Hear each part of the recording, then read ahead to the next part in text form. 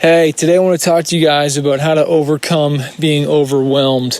You got a million ideas, thoughts, things you want to get done in your brain, but you feel overwhelmed. I'm going to help you to clarify that and get freaking rocking. You don't want to miss this. It's going to be really helpful. Let's go. I spent the last 14 years playing over 1,000 shows, touring 22 different countries, and become a top 40 Billboard charting artist. I fired my record label to go out on my own as an independent artist to market and release my own music, selling thousands of albums and millions of streams. The question I always get is, how did I do it without a label and sell even more music?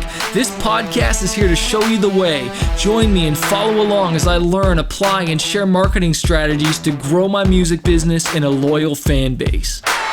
So hey, just going for my walk here, getting some exercise. Just ate a Reese's Pieces cupcake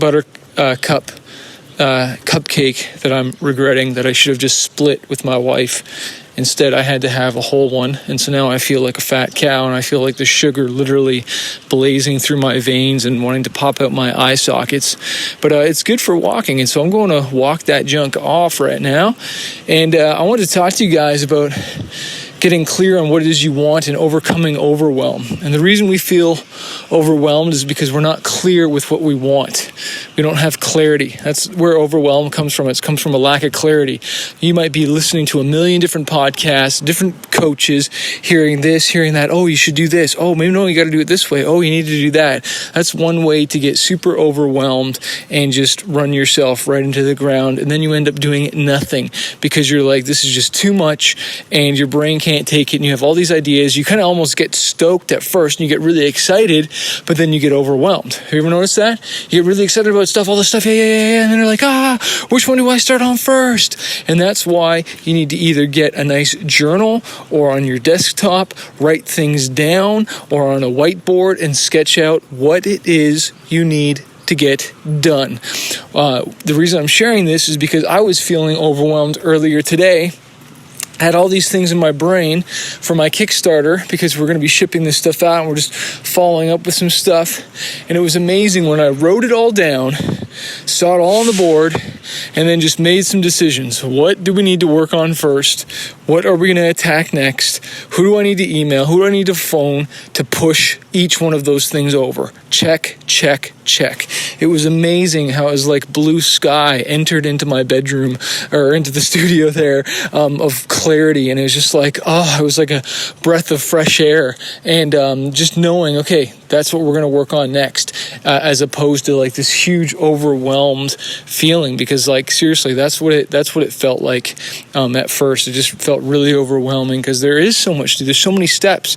And that's just with my Kickstarter. We didn't even get to the album launch or the single launch. And I'll just say this, no one, conquers an island alone. You know what I'm saying? Like, it takes a team to do these things. And maybe you do feel like a lone soldier right now and trying to do stuff. And I've been that guy for so long, and it's taken me forever to finally hire out more people. And it's just so good to hire out the tasks that I don't need to be doing, okay? Like looking up contacts or sending out emails and following up, taking the time just to train someone and creating what's called an SOP. It stands for Standard Operating Procedure. That might go a little bit over your head, but if you're a musician, you're an entrepreneur, you need to know what that is. SOP stands for Standard Operating Procedure. Basically means if there's something that needs to get done all the time, create a video for it, okay? You screen capture your screen and teach somebody else to do it. And so even if that person leaves, you have the video showing, hey, this is how we upload our sales to SoundScan, or this is how we report our album sales every single night to Nielsen, or to Venue, or whatever it is. Or, this is the thing that we do. So it's a task that can just be offloaded to somebody else so you're not doing it. So you can do the big things that really move the needle, okay? But this comes back to clarity and to writing it down in your journal. Like, I don't know if you have even reflected on your goals for 2019 and said, hey, did I even achieve any of these? Like, you might have written your goals down, but did you write underneath the different targets or the different things that need to happen to achieve those? Have you done that? If not, I encourage you to go do that. Go review, go look at them. Anybody that wants to achieve something always measures and looks and says, hey, am I getting closer to this goal? Am I getting closer to the weight I want? Am I getting closer to the number of shows I want booked? Am I getting closer to the number of followers on Instagram or Spotify or whatever, you're measuring? Subscribers on YouTube. Because what you measure, that's what's going to move forward. That's what's going to grow. But if you're not watching, if you're not keeping your eye on the ball, as they say, you're going to miss it. And then the year's going to go by and you're like, oh man, I didn't get it done again.